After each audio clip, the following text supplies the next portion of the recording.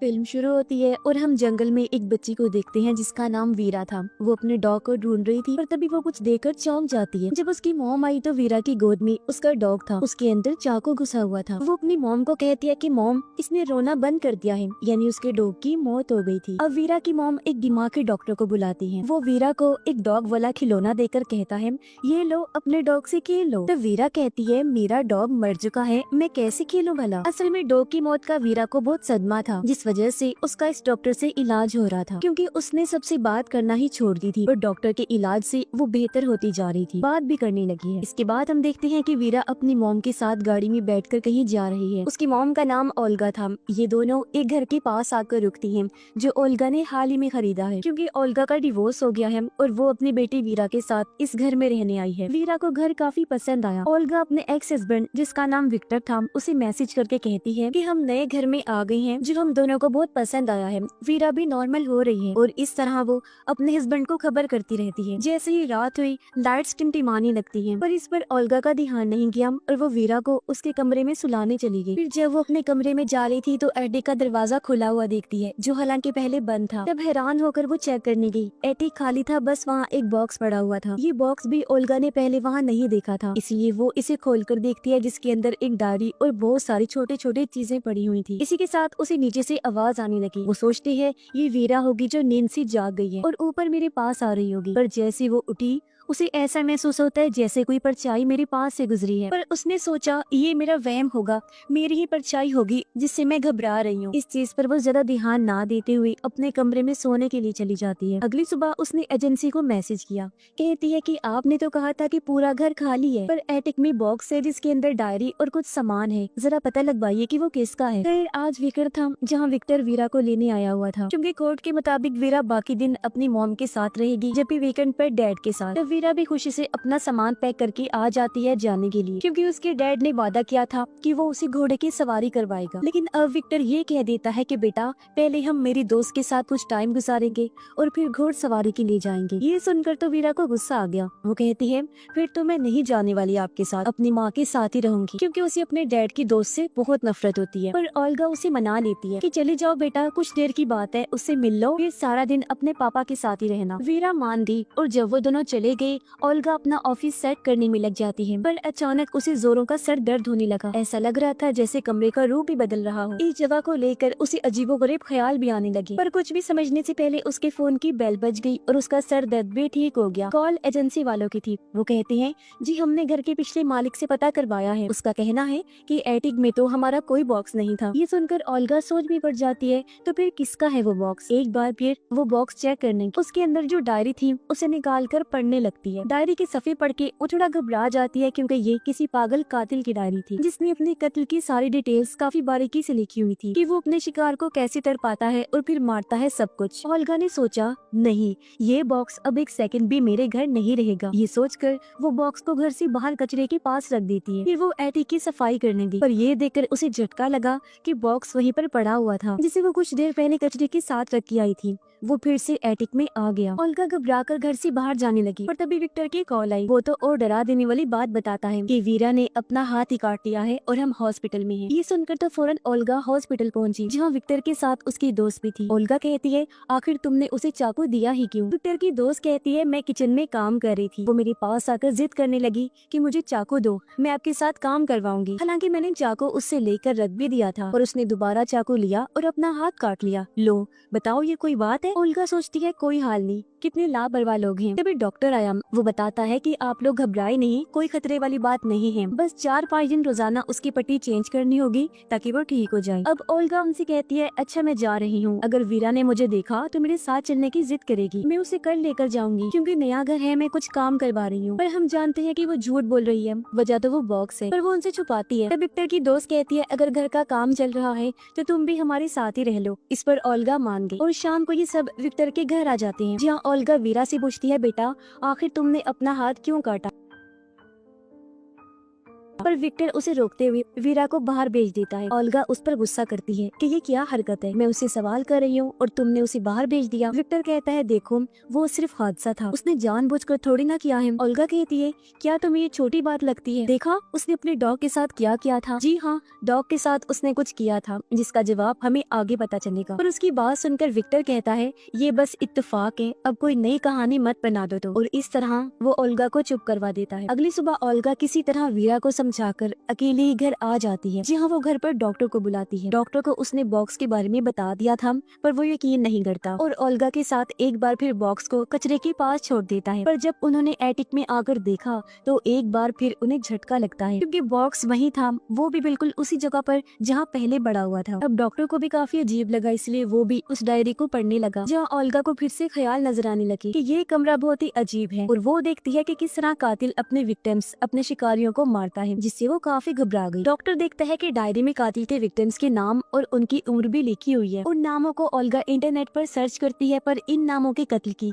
कोई भी न्यूज उसे नहीं मिलती। इसलिए ओल्गा कहती है हो सकता है ये सारे कत्ल जो डायरी में लिखे गए हैं वो सिर्फ ख्याल हो। तब डॉक्टर कहते हैं कि कत्ल करने की जो टाइमिंग्स लिखी गई हैं और जो डिटेल्स हैं उन्हें देखकर लग नहीं रहा कि ये ख्याल है। जैसे कि एक विक्टिम को जब मारा तो उसे 6:45 पर होश आया, लेकिन फिर 7:45 पर उसकी मौत भी हो गई। बॉक्स में से उन्हें एक इयररिंग्स की जोड़ी मिलती है जो कुछ पुरानी लग रही थी। और इन सारी चीजों से ओल्गा काफी परेशान हो जाती है क्योंकि उसने अपने सारे जमा किए हुए पैसे घर पर लगा दिए थे। इसीलिए वो सोचती है सब कुछ बेकार में चला गया। उसे समझ नहीं आ रही थी मैं अब क्या करूं। अगले दिन भी ये दोनों डायरी को देख रही थी जहाँ एक औरत का स्केच बना हुआ था जिसकी शक्ल काफी हद तक ओल्गा से मिल रही थी, लेकिन उसके माथे पर बस चोट के निशान थे। तब डॉक्टर कहता है मेरी एक दोस्त है जो राइटिंग एक्सपर्ट है, वो ये डायरी देखकर पागल कातिल के बारे में सब कुछ बता सकती है और ये भी क्या जो इसमें लिखा है वो कातिल नहीं लिखा है, साथ ही और भी कई सारी बातें। तभी विक्टर वीरा को घर छोड़ने आता है और जब डॉक्टर वीरा के हाथ पर पट्टीबंदी देखता है तो उसने पूछा बेटा ये तुम्हारे हाथ पर क्या हुआ है। वीरा जवाब देती है कुछ खास नहीं, बस छोटा सा एक्सीडेंट हुआ था। इतना बोलकर वो अपने कमरे में चली जाती है जहाँ ओल्गा उसे सुला देती है। अगली सुबह ओल्गा वीरा के बैग में अजीब सी ड्राइंग देखती है जहाँ उसने अपना हाथ काटा हुआ था, उसका खून बह रहा था और हाथ में चाकू था, यानी अपने हाथ से वाला पूरा स्केच उसने बनाया हुआ था। ये देखकर ओल्गा उस दिन के बारे में याद करती है जब इनके डॉग की मौत हुई। उस दिन दरअसल इनका डॉग एक गाड़ी के नीचे आ गया था और बुरी तरह जख्मी हो गया था। विक्टर डॉग को उठाकर लाया ताकि उसे हॉस्पिटल ले जा सके, पर जब ओल्गा डॉग को देखने आई तो डॉग के पेट में चाकू घोंपा हुआ था जो कि वीरा का ही काम था। और वो ओल्गा से जब कह रही थी कि इसने रोना बंद कर दिया है तो इसका मतलब था कि उससे अपने डॉग का दर्द देखा नहीं जा रहा था और उसे दर्द से छुटकारा देने के लिए उसने डॉग को चाकू से मार दिया, जिसके बाद इस दिमाग के डॉक्टर से उसका इलाज करवाया जा रहा था। उसका एक सेशन आज भी डॉक्टर कर रहा था। वो वीरा से कहता है अच्छा बताओ उस दिन जो तुम्हारी मॉम डैड डॉग को हॉस्पिटल लेकर जा रही थी क्या वो सही कर रही थी, ये जो तुमने किया वो ठीक था। वीरा कहती है जो मैंने किया वो ही ठीक था, वो बेचारा दर्द में तड़प रहा था। मॉम डैड को तो उसकी तकलीफ का एहसास ही नहीं हुआ, मुझसे उसका दर्द देखा नहीं गया तो मैंने दर्द से उसकी जान छुड़वा दी। फिर डॉक्टर पूछता है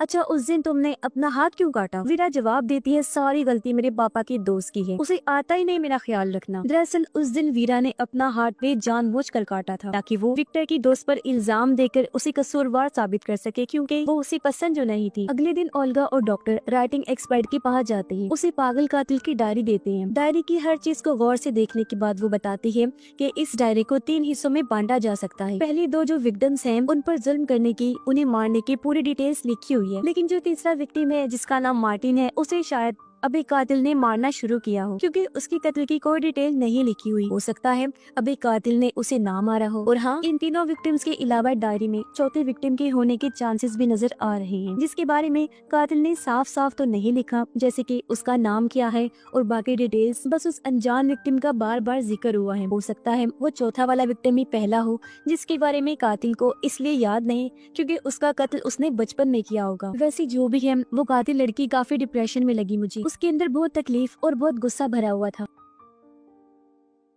और ये सुनकर तो दोनों काफी चौंक गई। कहते हैं क्या कहा आपने, कातिल लड़की? एक्सपर्ट कहती है कि हाँ, इस राइटिंग को देखने से साफ लग रहा है कि पागल कातिल एक लड़की है। और तो और इसके लिखने का अंदाज भी अनोखा है। अब जैसे आमतौर पर हम अंगूठे और इंडेक्स उंगली से लिखते हैं, पर कातिल ने अपने अंगूठे और बीच वाली उंगली से पेन को पकड़ के लिखा हुआ है। अब ये सारी बातें सुनकर ओल्गा काफी परेशान हो गई। वो सोचती है अब मैं क्या करूँ, एक पागल कातिल के घर में कैसे अपनी बच्ची को रखूँ। ऊपर से मुझे भी हर टाइम ऐसा महसूस होता है जैसे कातिल घर में ही है। अब डॉक्टर उसे कहता है तुम ऐसा करो, उसे विक्टर के घर छोड़ दो और फिर सोचेंगे कि आगे क्या करना है, और जब सारे हालात ठीक होंगे तुम तब उसे वापस लेकर आना। डॉक्टर ओल्गा को भी दवाई देता है खाने के लिए, क्योंकि वो काफी परेशान थी। दवाई खाकर वो जब नहाने गई तो उसे अपने कमरे से आवाज आती है। उसने जब जाकर चेक किया तो वो किसी की परछाई को देखती है। उसे पकड़ने के लिए जब ओल्गा पीछे भागी तो अचानक कोई उसके सर पर जोर से मारता है, जिससे वो नीचे गिर गई। उसकी आवाज सुनकर डॉक्टर फौरन यहाँ आकर उसे संभालता है। ओल्गा उसे बताती है कि वो कातिल घर में ही है, मैंने उसे देखा था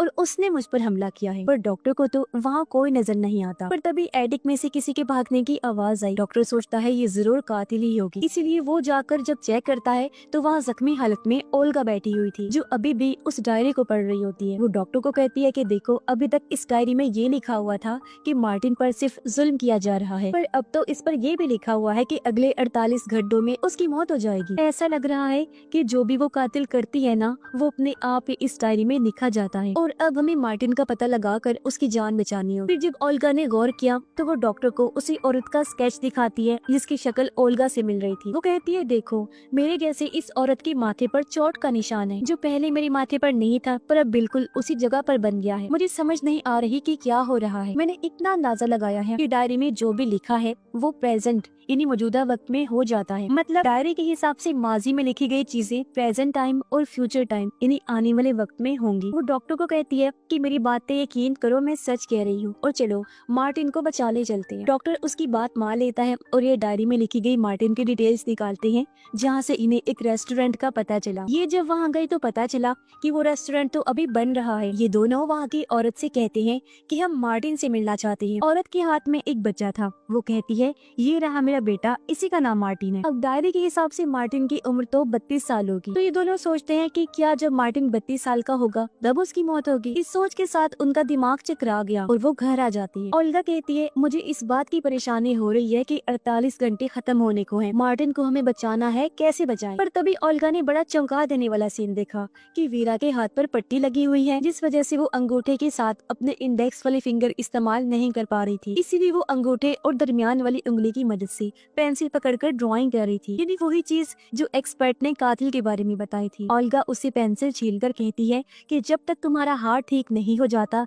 तुम ड्राइंग नहीं करोगी। ये सुनकर वीरा को अपनी मॉम पर गुस्सा आ गया। पर तभी विक्टर की आवाज आई और वो भागकर अपने डैड के पास चली जाती है। और ये क्या, विक्टर तो वीरा के लिए गिफ्ट के तौर पर गोही बॉक्स लेकर आया था, जो एटिक से जाने का नाम ही नहीं ले रहा। ओल्गा तो एकदम सुन पड़ जाती है। उसे समझ नहीं आ रही थी कि ये क्या हो रहा है। फिर वो बॉक्स और वीरा को एटिक में लेकर गई और उससे पूछती है बेटा, जो चीजें इस बॉक्स में हैं, क्या तुम उनके बारे में जानती हो? पर वीरा कहती है नहीं मॉम, बिल्कुल भी नहीं। इस पर ओल्गा उसे वहाँ से भेज देती है। और अब जब उसने डायरी को देखा तो उसमें लिखा था कि मार्टिन की मौत हो गई है। ओल्गा फिर परेशान होती है, साथ ही उसे दुख भी हो रहा था कि मैं कुछ नहीं कर पा रही हूँ।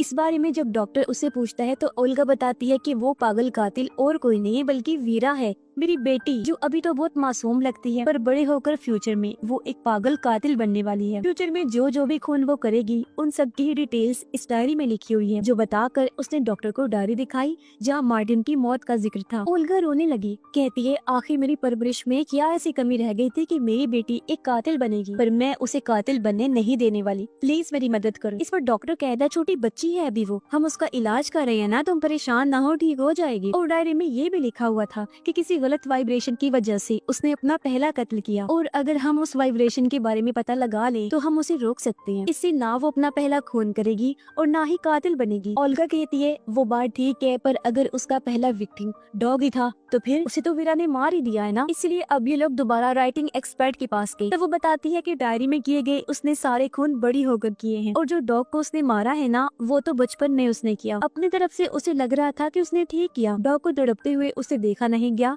तो उसने मार दिया उसे। बचपन में ये की गई गलती को हम खून नहीं कहेंगे, खून उसने बड़े होकर किया। और उसका पहला विक्टिम वो चौथा है जिसके बारे में मैंने बताया था कि उसका नाम वगैरह नहीं लिखा गया, बस उसका जिक्र हुआ है। और हाँ, हो सकता है उस पहले विक्टिम ने ही बच्ची को कुछ कहा होगा, उसके साथ कुछ किया होगा कि उसे गुस्सा आ गया। हो सकता है कि उसने बचपन में बच्चे की जान लेने की कोशिश की हो, जिसका बदला फिर बच्ची ने बड़े होकर लिया और उसके अंदर का जानवर जाग गया और उसने अपना पहला कत्ल किया, जिसका जिक्र डायरी में कहीं पर भी नहीं। अगली सुबह बेबस होकर ओल्गा वीरा की बर्थडे पार्टी में बैठी होती है और वीरा आराम से खेल रही थी और तभी विक्टर अपने दोस्त को इयररिंग्स गिफ्ट देता है, जो देख ओल्गा को शौक लगा क्योंकि ये वही इयररिंग्स थे जो उसे उस बॉक्स में से मिली थी, कातिल का बॉक्स यानी कि वीरा का बॉक्स, जो देखकर ओल्गा समझ गई कि इसका मतलब वीरा की पहली विक्टिम विक्टर की दोस्त है, यानी बड़े होकर वीरा सबसे पहले उसे मारकर अपना पहला कत्ल करेगी क्योंकि वो उसी सख्त नफरत जो करती है। इसलिए ओल्गा जब उसे घर लेकर आई तो फैसला करती है कि आइंदा के बाद मैं वीरा को कभी विक्टर के घर नहीं भेजूंगी, क्योंकि वो कैसे भी करके अपनी बेटी को कातिल बनने से बचाना चाहती थी। जैसे वीकेंड हुआ,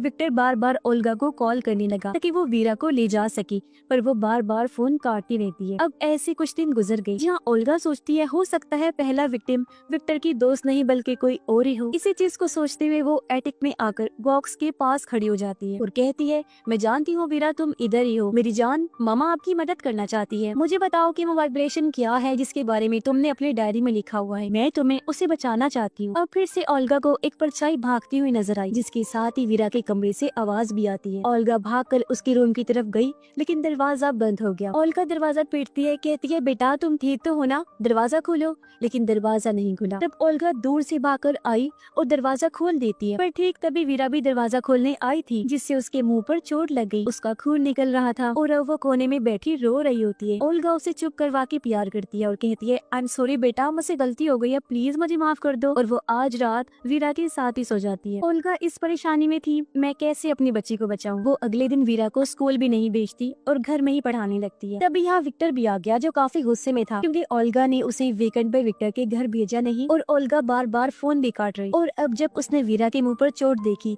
तो गुस्से में पूछता है, ये तुम मेरी बेटी के साथ क्या कर रही हो। अब उन दोनों को झगड़ते हुए देखकर वीरा डरकर भाग जाती है। गुस्से में विक्टर भी वहाँ से चला गया। तभी यहाँ डॉक्टर भी आ गया। वो कहता है, तुम वीरा को सेशन के लिए क्यों नहीं भेज रही। ओल्गा कहती है, उसे किसी दिमाग के इलाज की जरूरत नहीं है, मैं उसे संभाल लूंगी, उसकी माँ हूँ, उसका ख्याल रखना जानती हूँ और उसे कातिल बनने से रोक लूंगी। तब डॉक्टर वहाँ से चला गया। तभी विक्टर वापस आ गया, वो भी पुलिस के साथ, क्योंकि वीरा को उसके घर ना भेजकर ओल्गा ने कोर्ट के असूल को तोड़ा था, यानी कि अब कार्रवाई होगी। तो अब कोई और रास्ता ना होने पर वो वीरा को विक्टर के साथ भेज देती है।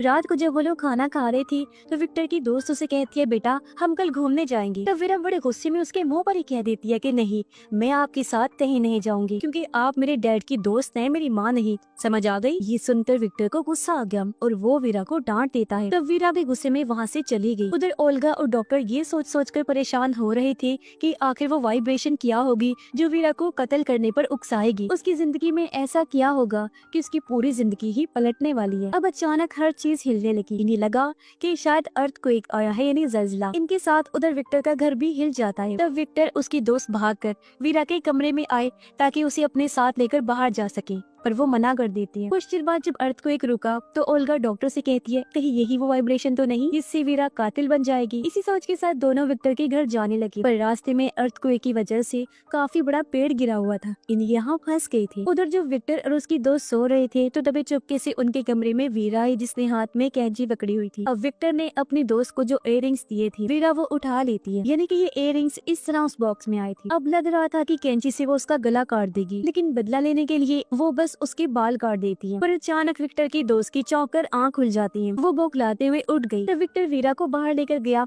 उसे डांट देता है, ये तुम क्या हरकत कर रही थी, हाँ पागल हो गई हो। वो उसे और भी बुरा भला कहकर खूब डांटने लगता है। वीरा रोते हुए वहीं सीढ़ियों के पास बैठ गई, कहती है मुझे मॉम के पास जाना है। तभी यहाँ ओल्गा और डॉक्टर भी आ गए। ओल्गा के पास भी इस घर की चाबी थी और जब वो अंदर आई तो उसे किसी के गिरने की आवाज आई और जब उसने जाकर देखा तो वहाँ विक्टर की लाश थी, यानी उसे मार दिया गया था। और जिस पहले कत्ल का डर ओल्गा को था आखिर वो हो ही गया। ऊपर सीढ़ियों के पास वीरा बैठी हुई थी। असल में विक्टर उसे लगातार डांटता ही जा रहा था, जिस बात से गुस्सा होकर उसने विक्टर को धक्का मारा और वो किनारे पर ही खड़ा था। उसका पैर फिसला और सीढ़ियों में आकर गिरा और उसकी मौत हो गई। ये देखकर ओल्गा पूरी तरह टूट गई, फूट फूट कर रोने लगती है, क्योंकि ये पहला कत्ल एक ट्रिगर की तरह है कि अगर ये हो गया तो फिर बाकी कत्ल भी होंगे। और ओल्गा की लाख कोशिश के बाद भी कोई वीरा को कातिल बनने से नहीं रोक सकता। खैर जैसे अगली सुबह हुई, एम्बुलेंस टीम, पुलिस सब आ जाती जाते हैं। डॉक्टर ओल्गा से कहता है कि वीरा को नहीं लेकर जा सकती तुम, क्योंकि अभी इन्वेस्टिगेशन चल रही है। अब जैसे ओल्गा अकेली हुई, मौके का फायदा उठाकर चुपके से वीरा को लेकर गाड़ी में बैठती है और वहाँ से ले जाती है। अब ओल्गा ऐसा अपनी बच्ची को बचाने के लिए नहीं कर रही थी, बल्कि वो वीरा को कहती है कि बेटा, तुमने जिसे सीढ़ियों से धक्का देकर मारा है ना, वो तुम्हारे डैड थे। मुझे लग रहा था कि तुम बड़े होकर कातिल बनोगी, पर तुम तो बचपन में ही बन चुकी हो। पर अब मैं नहीं चाहती कि मजीद तुम्हारे हाथों किसी की भी जान चली जाए, इसीलिए मैंने फैसला किया है कि हम दोनों को मर जाना चाहिए। ये कहकर ओल्गा ने गाड़ी तेज कर ली। वो जानबूझकर एक्सीडेंट करवा देती है, जिससे उनकी गाड़ी पलट गई और स्क्रीन ब्लैक हो जाती है। अगले सीन में हम देखते हैं कि ओल्गा बच तो गई है, पर उसकी हालत बहुत खराब है। उसे काफी चोटें आई थी। सिर्फ वही नहीं बल्कि वीरा भी बच गई थी। वो सामने बैठी हुई थी, लेकिन उसे कम चोटें आई थी। वो ओल्गा को घूर कर देखती है। ऐसा लग रहा था जैसे सोच रही हो कि तुमने मेरी जान लेने की कोशिश की है ना, देखना तुम्हारे साथ भी हिसाब बराबर करूंगी। अब यहाँ हम याद करते हैं कि राइटिंग एक्सपर्ट ने कहा था कि वीरा के पहले विक्टिम ने उसके साथ कुछ किया होगा, उसे गुस्सा दिलाया, उसे चोट पहुंचाने की कोशिश की होगी। जब भी वीरा को गुस्सा आया, उसका दिमाग खराब हुआ और उसके अंदर का जानवर जाग गया, और जब भी उसने अपना बदला लेने के लिए अपने उस पहले विक्टिम को मार दिया, जिसके बाद उसे इन लोगों को मारने की लत लग गई, जहाँ बड़ी होने के बाद उसने और भी लोगों का कत्ल किया। अब हम जानते हैं कि हालांकि विक्टर वीरा की वजह से ही मरा है, पर उसने तो वैसे ही खुद से दूर करने के लिए उसे धक्का दिया था। मतलब उसका इरादा अपने डैड को मारने का नहीं था, यानी वो बस एक एक्सीडेंट था। पर जैसा कि हमने देखा कि ओल्गा ने उसकी जान लेने की कोशिश की, तो तब बदला लेने के लिए वीरा पहला कत्ल ओल्गा का करेगी, यानी उसका पहला विक्टिम और कोई नहीं बल्कि उसकी माँ है। वो पहला कत्ल उसका करेगी। और बॉक्स बार बार इसलिए एटिक में आ रहा था क्योंकि अर्थक्वेक आने से टाइम ट्रेवल यानी पास्ट प्रेजेंट का पोर्टल वहाँ पर खुल गया था, जहाँ से ही बार बार वो एटिक में आया जाया करता था। क्योंकि इसके बाद भी कई साल वीरा उसी घर में रही और लोगों के खून, उन्हें मारना पीटना सब वो यही करती, जिसके बारे में उस डायरी में सब कुछ लिखा हुआ है। और इस तरह ये लूप चलता रहा और बार बार बॉक्स वापस आने के पीछे यही वजह है। अपनी माँ ओल्गा का पहला खून करने के बाद वो आखिर पागल कातिल बन जाएगी, जो सीरियल किलर होगी, यानी कि वो किसी को भी नहीं छोड़ेगी। और इसी भयानक एंडिंग के साथ ये फिल्म इधर ही खत्म हो जाती है।